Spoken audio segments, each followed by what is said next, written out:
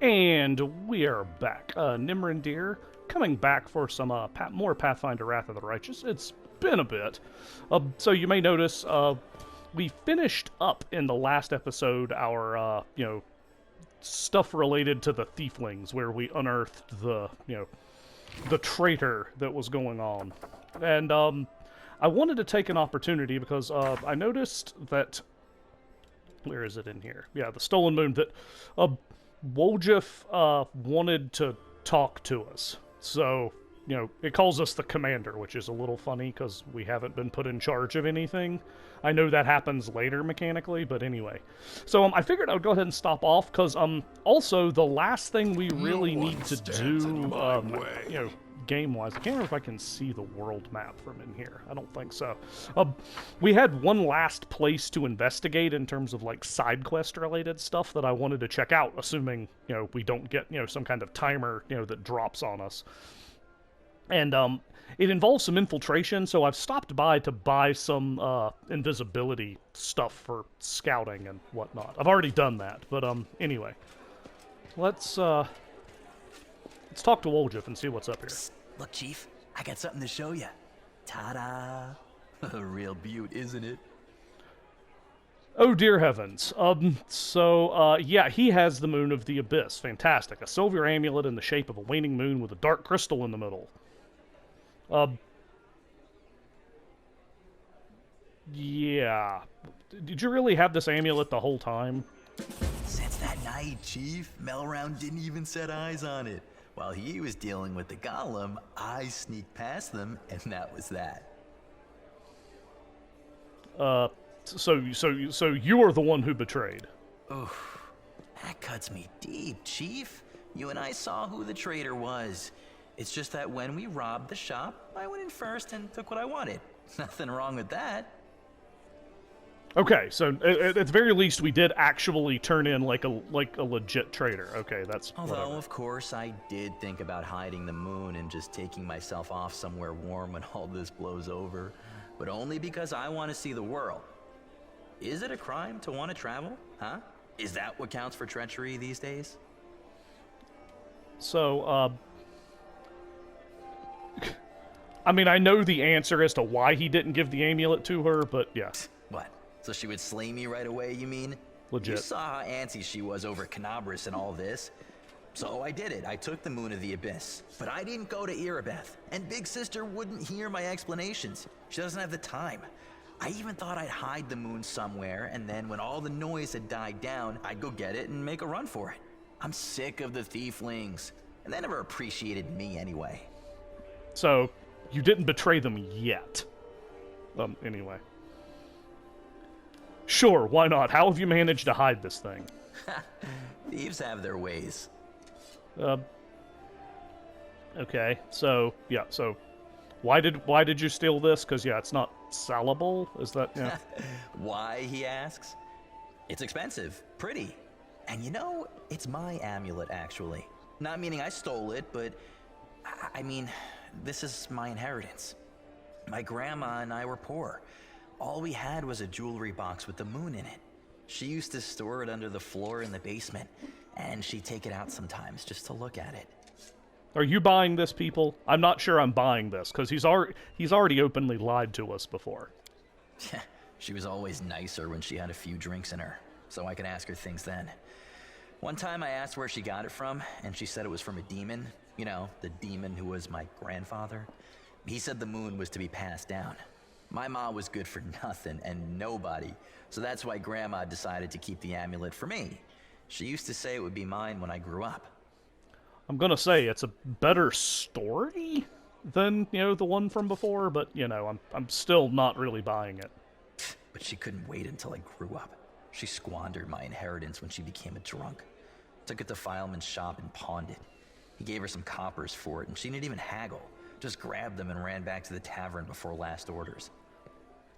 Oh well, I mispronounced his name. That fantasy names, what are you gonna do?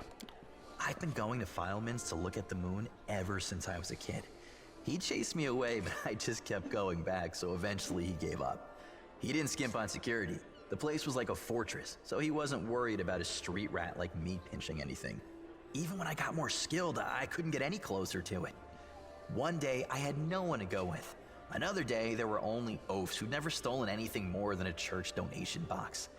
But when Charisme had planned everything out, I realized I had a chance to get the moon and move away from here. Maybe to Garand. I hear it's warmer there. I've stayed with the family for too long. Garand is definitely warmer, and I really am feeling bad about Philemon's name. Oh well. I had him mispronounce it because I was trying to speak in his voice. Oh well. Like stealing a church donation box. Really? Do you really not remember it?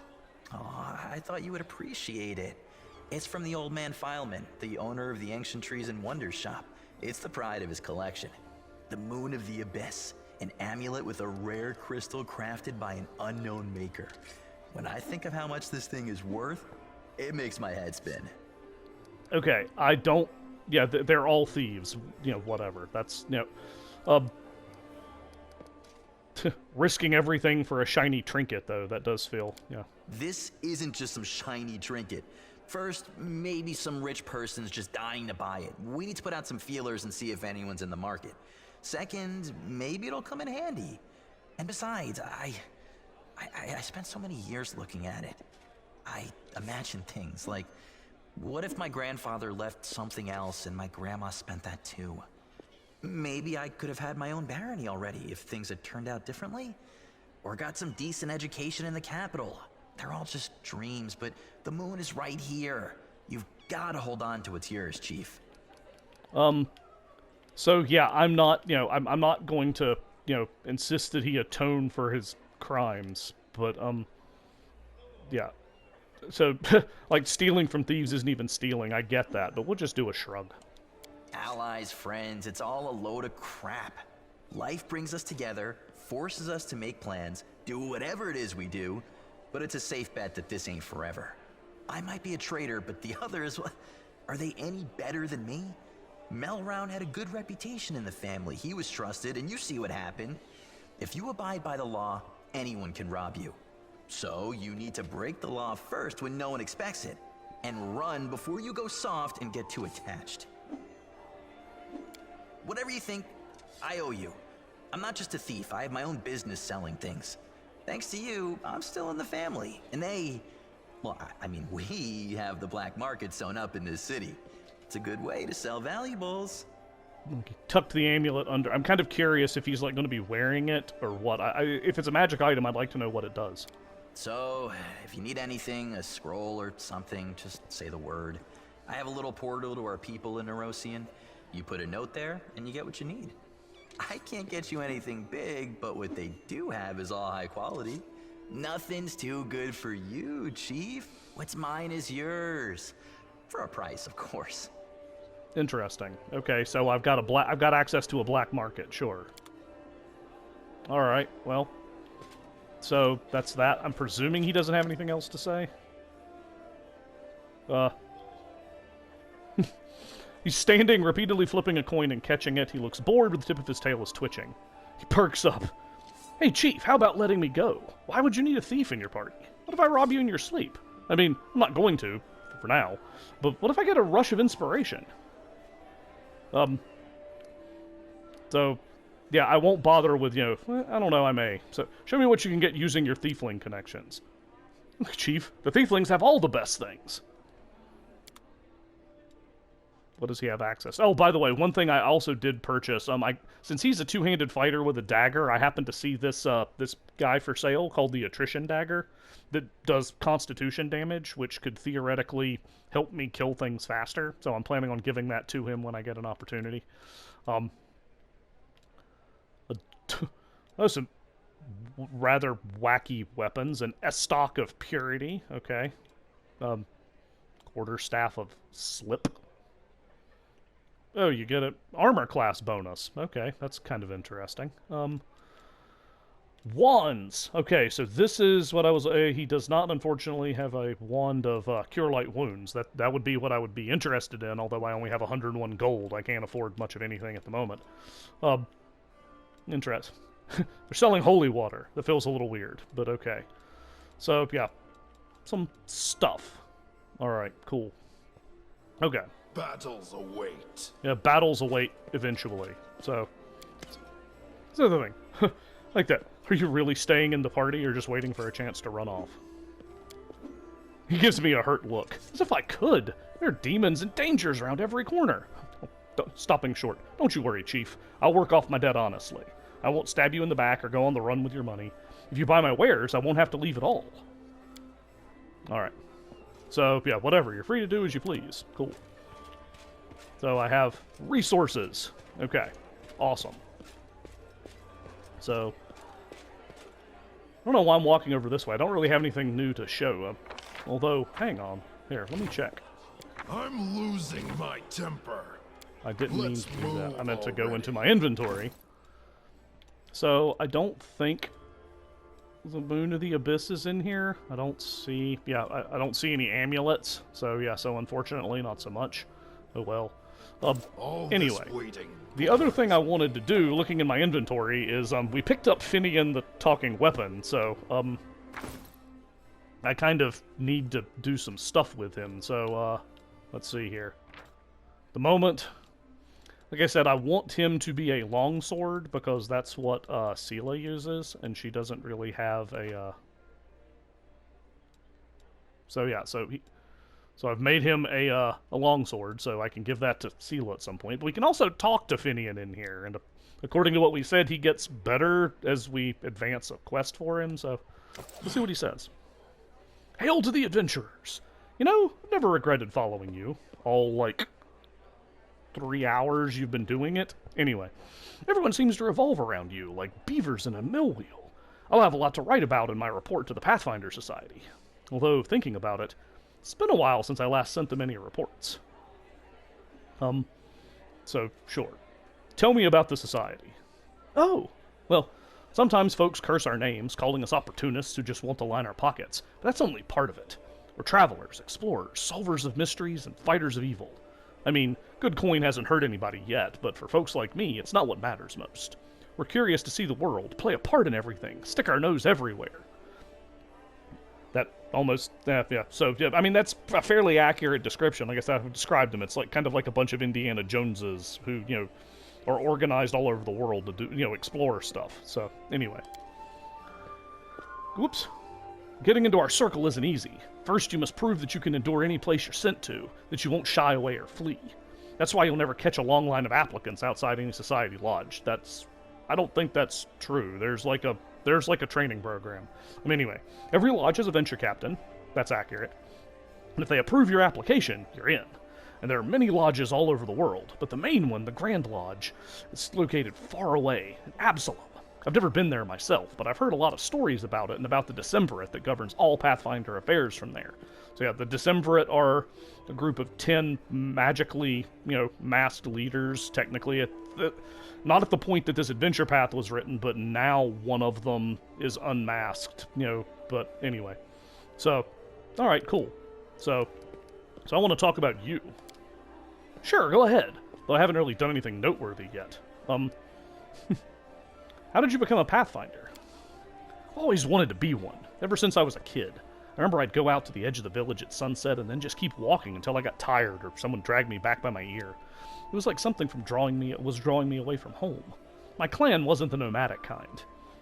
Before the wound opened, the idea of traveling anywhere would never have crossed the minds of many in the clan. They were content with their community or their patch of land. But I'd always wanted to see what lay beyond that bend in the road, over that familiar hill, beyond the horizon. My father, he wanted to teach me to be a shaman like him, but as soon as I came of age, I was off looking for the Pathfinder Society. And I found it, in Iz, after 3 weeks of travel on foot. I passed their trials, and they accepted me. My father hasn't spoken to me since. That's all right. Once he hears of my great deeds, he'll come around. Someday. So Iz was a city in what's now the World Wound, if I remember my geography correctly.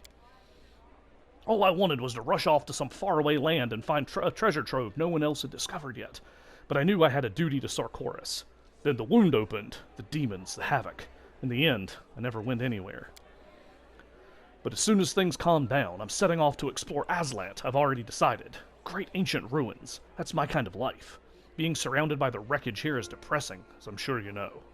So Aslant, its name is really close. It's really got Atlantis vibes. It's a society from millennia ago that, yeah, was sunk into the ocean for hubris, basically. Anyway. Alright. So, do you remember anything from before you ended up in Canabras? There's uncertainty in his voice. I mean, a lot of things happened. I remember how happy everyone was when the Wardstone was placed in Canabras. It was some celebration. He's silent for a few more moments, and I remember when the cultists took me. Cut down my whole party and dragged me to the ringleader. Don't know his name. Everyone just called him the Bladesmith. But after that, my memory is all fuzzy. For some reason, he didn't sacrifice me or anything, just knocked me around. Said he'd been looking for a phantom blade for a long time. I don't remember why. Well, okay, I guess we've got some... Yeah, that piece of the puzzle just got snapped into place. How I escaped, what I did? Can't remember that either. Some crusader picked me up in the wound, brought me to Canabras. That's where I stayed, licking my wounds. Maybe there was a mix-up and now they think I'm dead? Why else would none of them contact me this whole time? So, the Wardstone, you say? What you're describing happened decades ago. That's rich. Next you're going to tell me I've been sleeping for decades. Last year, that was. Well, maybe the year before last. I couldn't have been wandering the wound that long. Would have been either dead or an old geezer by now. Quit messing with me. Yeah. So, I as much as this would be appreciated, this is some, like, Marvel Comics universe thing where everything just happened, like, a few years ago. Well, we're going to put that one off for a moment. We're going to ask if he can still commune with spirits. Maybe I can, only they don't want to answer me. I'm still a spiritualist, a phantom blade. My power is within me, but I have this feeling like I'm separated from the spirit world by some kind of transparent wall. I keep knocking, but no one can hear me. I think... Guess all the Bladesmith's torture did a number on me. He broke something inside. We're gonna try to be gentle with him here, but, you need to understand you're not human anymore, Finian. His voice sounds concerned. Hey, are you feeling alright? Maybe you need to have a lie down? I'm standing right in front of you. Poke me if you like. As human as they come. Or do you think my travels have worn me down so much I've become an animal? Not happening. My folks taught me to stay human, always, no matter the circumstances. To remember who I am, and never to shame my ancestors. Okay. So do you realize that you're a weapon? What kind of question is that? I mean, sure, the clerics keep going on about every crusader being a weapon of Iomedae, but I don't speak of myself in fancy words like that. Just a lad with 2 arms, 2 legs, and more freckles than I'd like. I choose where to go and whom to fight for. I don't want to be someone's weapon, you hear? Eridan is dead. Now everybody decides their own fate. Nice touch, tossing in the Lost Omens thing. So apparently at some stage Finian is gonna have to come to grips with the fact that he's not a person, that he's a weapon. But anyway. So let's talk about something else. No, I'm not gonna tell him he's a weapon and nothing more. So, So I should go. If you feel like chatting, I'm always here. In fact, he is. And it dawned on me. Oh, come back. Before we liberated Woljif back down here in the basement, I think there was a bit of a puzzle, if I remember right. Looking around down here. Yeah, so, yeah, there's some, like, levers we can operate on the wall. So, I'm trying to take a look at this one and see. So, let's see. It's hard to keep, yeah. Like, I hate that the manipulate icon sticks over them. So that one is down. This one is up. And that one is down, so I'm kind of curious what that ends up meaning. So, there's this weird... Why? Get off here. Oh, well, hold on. I took the shield and... I don't know what that means. But there's a button there that won't budge. Somehow connected to these levers, I presume?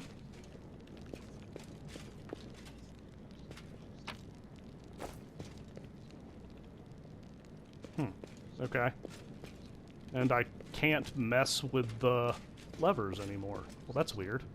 Okay. Strange. Alright. I mean, I can see something there. Huh. Button won't budge. Strange. Okay. It's kind of annoying. I'm sure there's something else to this that I just ended up collecting like a crappy frickin'... Yeah, we're gonna have to do some investigating here. So, yeah. Bear with me for a moment. Okay, so, I actually feel a little bit silly now. So it turns out, after I did some experimentation, one, yeah, the shield that was in the way, yeah, was a thing. And that button that said it won't budge anymore, I managed just to overlook what it had actually done. Like, I was apparently expecting, like, I don't know, treasure to, like, just pour on me from there. Anyway, so if you have this guy pointing up, and then each of these two guys pointing down, which I managed to do, I forgot that I hadn't touched that lever. So, anyway, over here, you've just opened up, like, a secret, you know, passage to some stuff. So we have a yellowed letter. Let's see here. Half a century ago, our parents fled their homeland of Sarkoris, terrified of the invading demons. They were certain that the war would soon be over, so they didn't go too far and found their refuge here, in Canabras. They used what little savings they had to build a tavern where any crusader could get a bowl of soup and a good night's rest in exchange for some money and news about their recent victories. The city looked completely different back then. It was a triumphant city, full of hope, inspiring songs, and brave paladins in shining armor. We praised Our Lady Pelura openly and hoped that the lands of our ancestors would be ours again in no time. Things have changed since then, though. Our parents have left to the goddess's halls. Dresden is long gone. The world wound grows deeper every day, and the Crusaders seem to take more interest in fighting each other and us townsfolk than in eradicating demons. Halloran has gone mad and now puts all his inquisitive zeal into burning witches. Today, Canabras is a city of fear and suspicion. We even had to hide our altar of the Shimmering Maiden in the basement so they wouldn't accuse us of demon worship. So, I'm guessing these are, the natives of Sarkoris, the place that's now the World Wound. They actually, you know, as you say, they had what they called god callers. They worshipped, you know, magic, as you say, deific beings. Actually, one of the players in a tabletop campaign I'm doing is playing a Sarkorian god caller who summons his deity into battle. But anyway. Queen Galfrey has recently appointed Halloran the prelate of Canabras. Now nothing will stop this murderer from taking complete control of the city into his hands and serving his so-called justice on everyone. His previous acts of violence were just the beginning of a full-scale massacre. We have to flee, run like our parents did, this time not from demons, but from the Crusaders. Soon we will sell our tavern and leave, anywhere away from the agony of this endless war. May Pelura protect this city from whatever comes next. 10th of Lamachan, 4682, Swargel family of the Devamai clan. Okay, so that's some backstory. Silver inkwell. Okay, cool. A fine feather. Great. We might be able to sell that to the thieflings for something. I don't know. A magical helmet. I mean, helmet, it looks more like a tiara, but, you know. Scrolls of magic missile. Okay, great. Scrolls of shield. Also great. Scrolls of mage armor. Handy, but okay. A potion of lesser restoration. This is extremely useful, you know, for some stuff that may happen later. And an elemental essence. Alright, so, thanks Pelura and the family who used to own this place. Alright, cool. So, we've got some stuff. Do I know what the hell? Oh! That's, okay, yeah, that's nice looking back. So, it's nice that the party will identify things in bases like this. So, that's a headband that actually boosts a character's charisma score. So, hey, Ember, it's gonna be easier for you to misfortune and put people to sleep. I'll probably need it eventually for Hellwig because I realized there was sort of a mistake in my character build, but that's fine. Anyway. Alright, well, All right. So, yeah, that pause where I had to work out, what exactly was going on with the puzzle because I managed not to see what was behind me, kind of, stalled the video a bit. So, we'll go ahead and press pause here before we head our way back out to the Tower of Estrod. So that's where we're going to be headed next time. As always, thanks for watching. Feel free to check out the rest of the Nimrandir Plays Wrath of the Righteous series to see what brought Helwig the Last Warrior and his companions to where we are right now. We will catch you next time.